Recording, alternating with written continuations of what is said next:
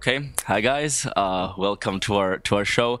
I want to give you the first question directly, and that's who is Majid Jordan, or what?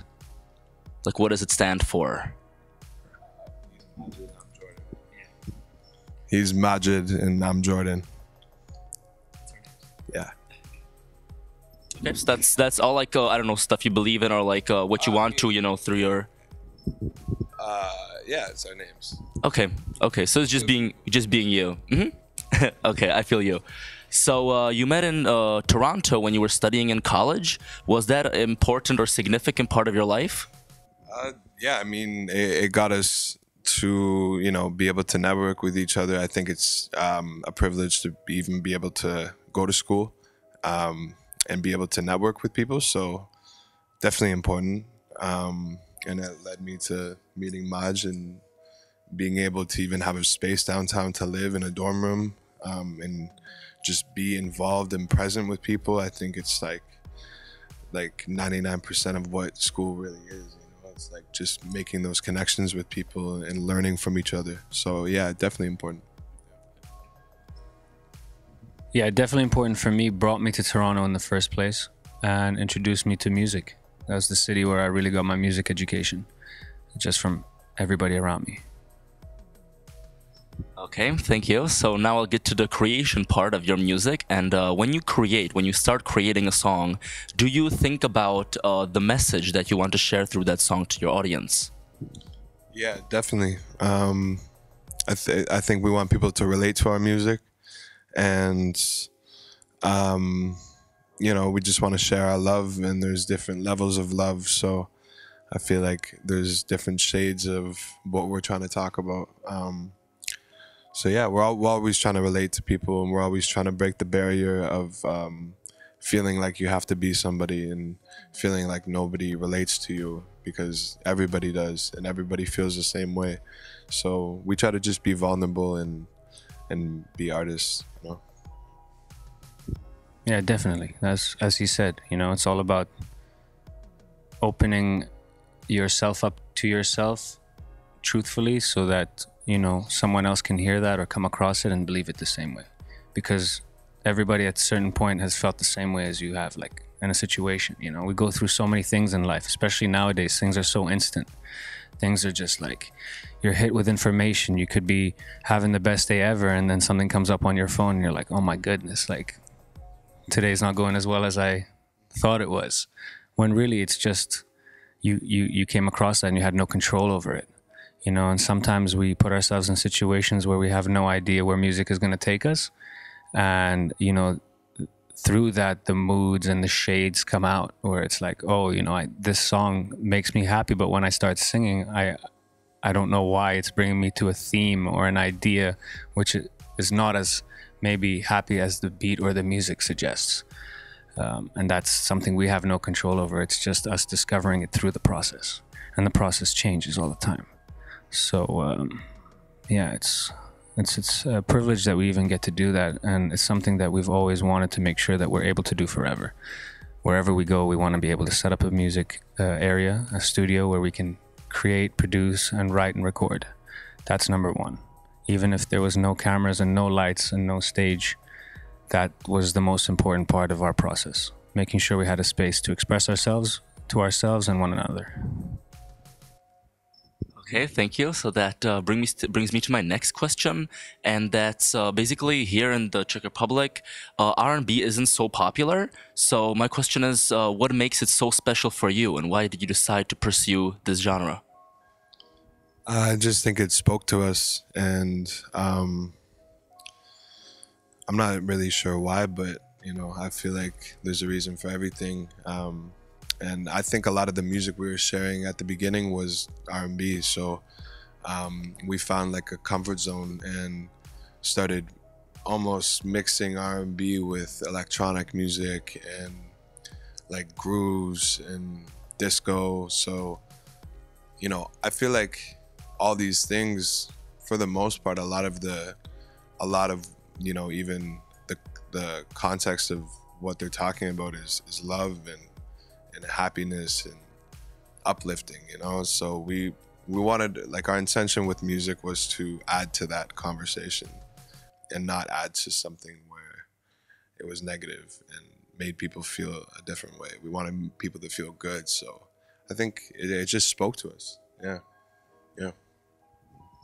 Yeah, I think like Jordan said, we wanted to just add a little bit of ourselves to the world that already existed before us, because history is important and knowing the origins of music is very important. If I could track my musical journey in Toronto, I can remember like when I started learning about underground and cultures that existed, maybe not so much on the charts and on the radio, you know, I started like finding out about house, and then finding out like how certain house was taken from disco, and then finding out how some of those disco records and funk records were sampled and taken into hip hop, early 90s hip hop, and then finding out how that was related to R&B because people were singing on the hooks of those songs, and then discovering the R&B world. And then so it was just like everything led to another thing, but it all started for me in the culture of the house scene in Toronto, because that's where I was meeting people who were older than I was. And Jordan had all that information somehow because he was a DJ at the time. And so when we first met, that was one of our first conversations, was like the producers, like tomorrow at this venue Bicep is playing, you know, and it's amazing. That's amazing. Forte just released a Bicep remix. And Carlo, who is a guy who we collaborate a lot with, Elangelo, he actually showed us that song. So it's just, you know, inspiration can hit at any moment, and R&B is one of those things that, like, at the time when we were making this project, it was what was speaking to us. We were listening a lot to SWV, we're listening to a lot to Brandy, Angel in Disguise, especially this one specific radio rip that we heard in, is it a Forte mix, or? It's like a underground artist, X-Men. I don't really know, but I heard it in a mix and I was like, this is crazy. They're putting Brandy with like garage beats, and it's just like it works, you know. So yeah, like what Majid is saying, like the progression of music is very important. It's important to understand the process so that you can add to that conversation properly. Yeah. Even like our label mates, you know, on our record label, they inspire us, you know, like getting to work with Division. I think, you know, probably at this moment in time, one of the truest, purest forms of R&B. And, you know, Daniel and Paul, we go way back with them to the point where they were the first people we started working with as Majid Jordan after we signed. So even being around them, it's just like you absorb it, you know. So even working with Party, who's like very melodic, very just intuitive with his melodies. So that definitely has an effect on us as well. Okay, great. So you mentioned hip hop. Did you ever try like rapping, or will you ever try to go there? Because R&B and hip hop are, let's say, quite close in certain regards. I don't want to say I'm not going to try anything, but maybe if it speaks to us, I think it takes a lot of talent to be a rapper. So, you know, I feel like I'm a producer and I love making music, and, you know, I don't really have a voice, so maybe you. Yeah, like Jordan said, you know, it takes a lot of talent to be a rapper, you know, lyricism, playfulness. For me, when I was beginning as a writer, because I speak 2 languages, I was always attracted to melodies. I was always attracted to like the cadences and like the way a voice carried across a beat, you know. So nowadays I find rap is absorbing that. Hip hop is like absorbing melody, you know. They're very like, they play with time and the notes are changing, especially Drake, you know. He's a singer and a rapper because he's talented enough to recognize and tie both in, and that's something we learned very on.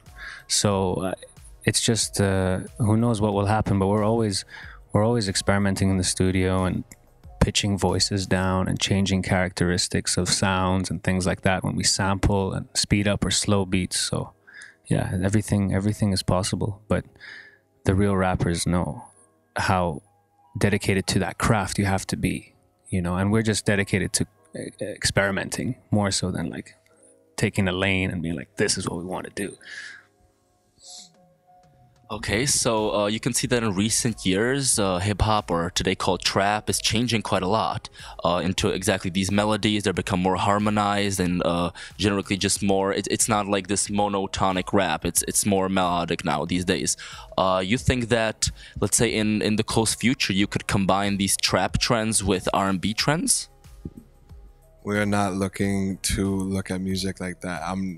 No offense, but it's like music needs a progression. So just let it be and maybe it will happen. But I feel like the planning of those things is like, doesn't add to the conversation, right? The word trend is not a cool word. You know what I mean? People don't want to be a part of a trend. People want to be a part of a movement. People want to be a part of progression. So we might, but I don't know. Like it's not like in our heads to look at music like that. We're not like searching for music, trying to make it like, oh, let's put these two things together, and like I don't know. But I mean, you say nowadays it's very melodic, but there are days when Outkast was very melodic too. Their music is incredible. It's so delicate and but very sharp at the same time. And even if you think about like Sugar Hill Gang, like that was on a disco beat, and there were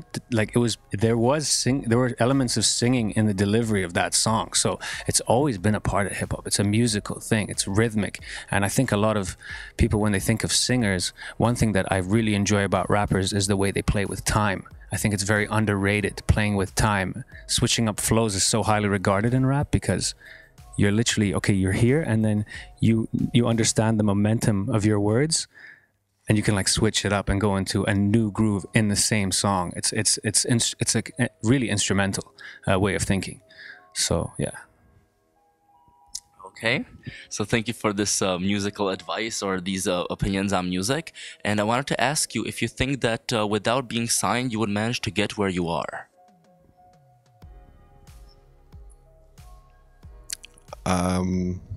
We always wanted to make music, so yeah, I feel like we have it.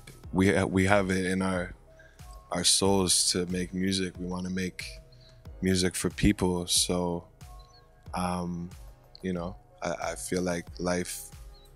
It's difficult to look at life once you're on a track, So it's like to go back in time and be like, would it be the same? I mean, it probably wouldn't be the same, but we'd be still making music for sure. Yeah, definitely. Do you want to add something, or it's... I was just gonna say, if we didn't meet 40, we wouldn't really be who we are today. Yeah. Just it was more so just meeting of that person of his caliber and his mindset. Always thinking of him and how he changed our lives every day. So yeah, we wouldn't be the same if we hadn't met him. That's for sure. Okay, so that brings me to my last question. Who's like your biggest inspiration in music, either music-wise or personality? This is a genuine thing. Majid, definitely. Majid definitely inspires me every day to not only be a better person, but to push myself and be dedicated to something as much as he is.